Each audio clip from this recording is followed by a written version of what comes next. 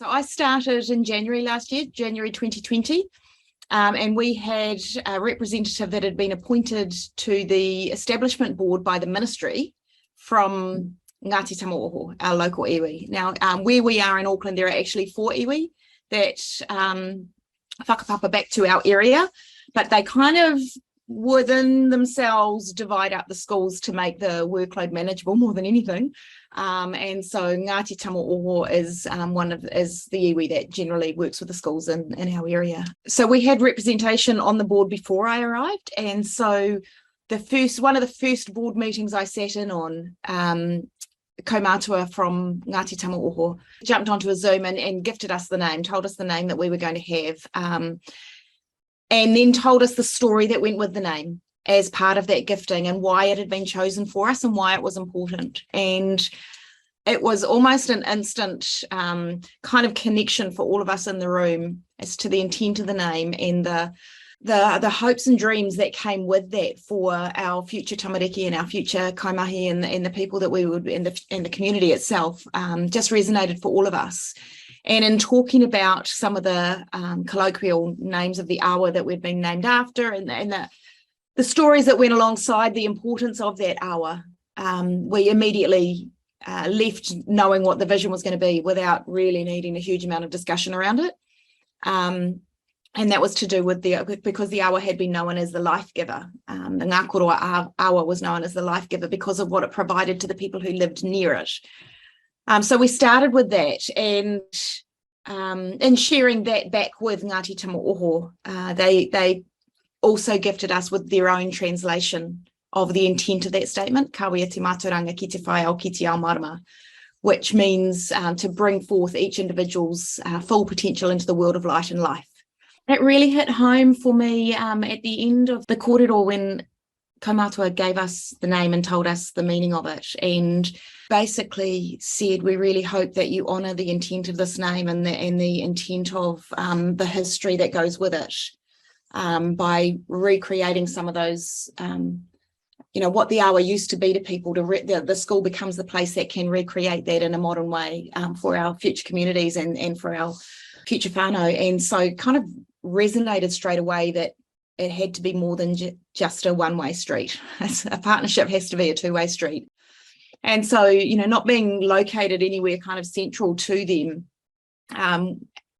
meant that I had to do a lot of the going to the Ngāti Tamaoho offices, and, I just dropped in with hot cross buns at Easter, or, just different things to get to know them and build that relationship before the mahi started.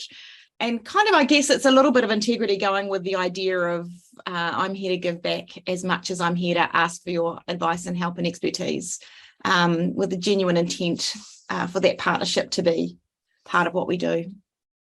So our regional ministry had worked closely with mana whenua around the establishment of the site and the school here. That's Ngāti Wairere. And just Ngāti Wairere. I know some schools are situated across 2 or 3 different iwi, which brings some different opportunities, but also maybe some challenges as well. And we had a range of contacts there, kaumātua, kuia, already in place and heavily involved with the establishment board. Because of the nature of we're a private partnership school, our board had been in place for quite substantially longer than many schools. So that relationship was very strong. Then I was appointed. I guess one of the first things I did was to meet with the kaumātua and mana whenua representatives and to develop that relationship as well, to listen, to hear about them, about this area. It was something that was always incredibly important.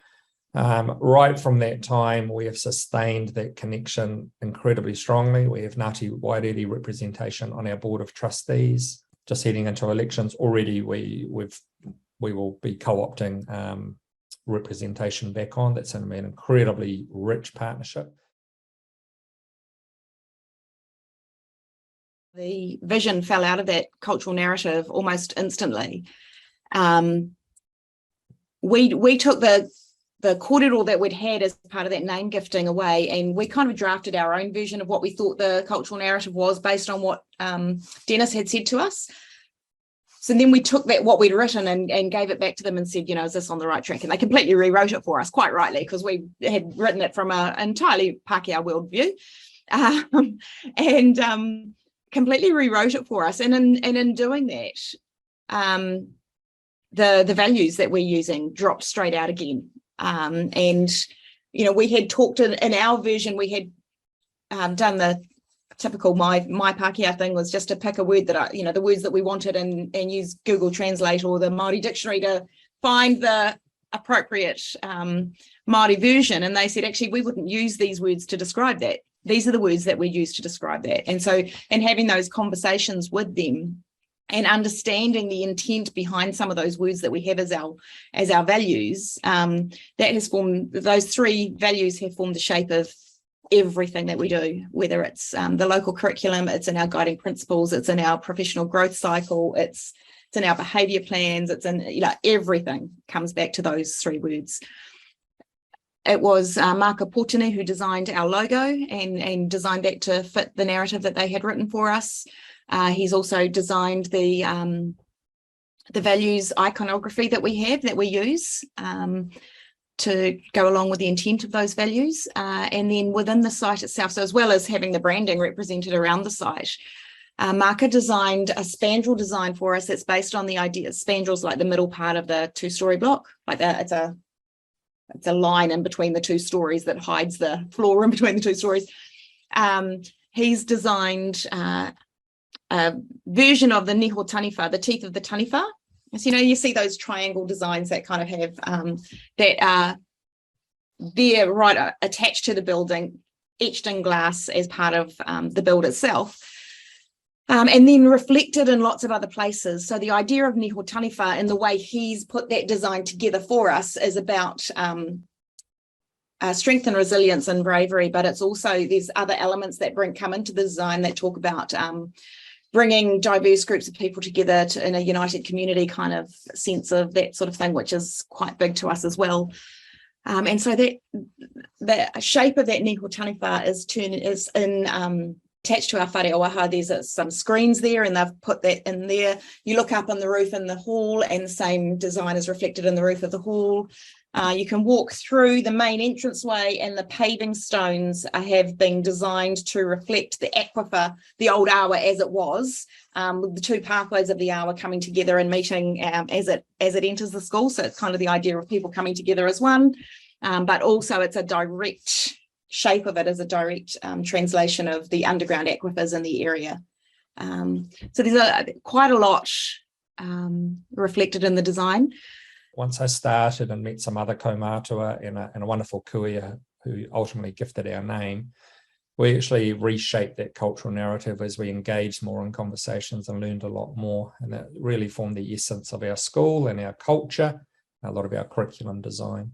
So the cultural narrative was used a lot. It was used as part of recruitment. Once our deputy principals came on board, it formed the heart of a lot of curriculum design. So our right from the school name, so the gifting of the name Te Ao Marama from an incredible woman, Dr. Ngāpiri Hopper.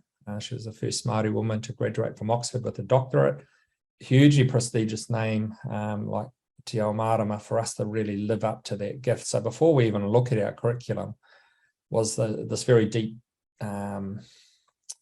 sense of belonging in culture, just purely from our school name. Alongside that was also the gifting of a short whakatauki, whiria te tangata, to weave the people together, reflected in the logo here, the bringing together of our people. So that really formed the absolute centre before we even then looked at curriculum design around that. There's a wonderful, very short reading from Sonia McFarlane. We're working from the Nāko, the heart, or the rako, the pen, around really being genuine and authentic around what we're doing around Preti o Waitangi, Te Reo Māori, Tukanga Māori, etc. And that's something that was hugely important to us. Another aspect for Ngāti Wairere in this area, and sort of tainua, is around the Māori King movement. Kingitanga is one of the most important things for the iwi here. So that's another aspect that we focus on as well.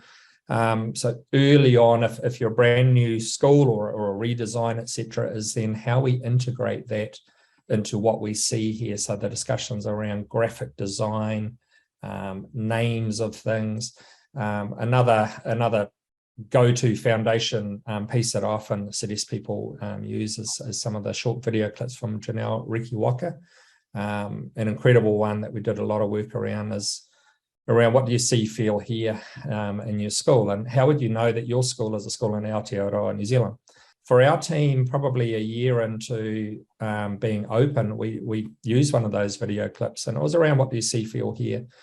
For us, our staff shared strongly, we feel and hear it a lot. As I said before, we are Māori language funded, Te Reo Māori, right throughout the school. So we're hearing it, we feel it.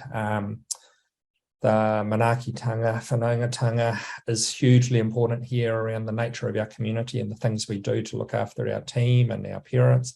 But the one that was missing was the see it. And I was quite chuffed with that because I thought actually the see is relatively easy, and in some schools you might see it but not feel or hear it, and that possibly is the more tokenistic part, or the rākau, not the nākau.